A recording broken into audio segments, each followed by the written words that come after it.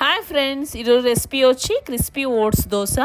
దీనికి వచ్చి నేను ఇక్కడ రోల్డ్ ఓట్స్ అయితే యూస్ చేస్తున్నానండి. ఎందుకంటే ఇందులో ఫైబర్ ఎక్కువ ఉంటుంది. ఒక 2 దోశలు తిన్నా మనకి చాలా ఫిల్లింగ్గా అనిపిస్తుంది. సో దీనికి వచ్చి 1 కప్పు రోల్డ్ ఓట్స్, 1/2 కప్ వచ్చి మినపప్పు, 1/2 కప్ వచ్చి శనగపప్పు, 1 టేబుల్ స్పూన్ వచ్చి మేథీ సీడ్స్.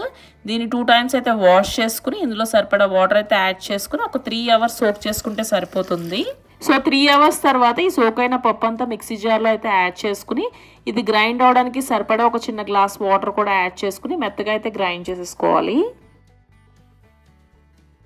గ్రైండ్ చేసుకున్న పిండి అంతా మనం గిన్నెలోకి అయితే తీసుకోవాలి. తీసుకుని ఒకసారి చేత్తో కలుపుకోవాలి. సో ఈ పిండి అంతా ఇలా చేత్తో కలపడం వల్ల మనకి పిండి అనేది బాగా ఫర్మెంట్ అవుతుంది, అంటే బాగా పొంగుతుంది. అండ్ అట్లు కూడా చాలా టేస్టీగా వస్తాయి.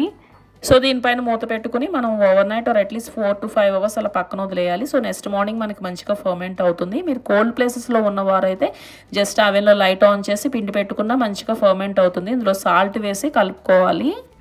పిండి అయితే రెడీ అండి. సో ప్యాన్ హీట్ అయిన తర్వాత ఆయిల్ గ్రీస్ చేసుకుని ఇందులో ఒక 1.5 గరిట పిండి అయితే వేసుకుని మనం రౌండ్గా దోశలు వేసేసుకోవడమే. ఇందులో మనం శనగపప్పు మెంతులు వేయడం వల్ల మన దోశలు అయితే కలర్ఫుల్గా క్రిస్పీగా చాలా టేస్టీగా ఉంటాయి. సో మీరు కూడా రైస్ లేకుండా ఈసారి ఇలా ఓట్స్తో ట్రై చేసి చూడండి.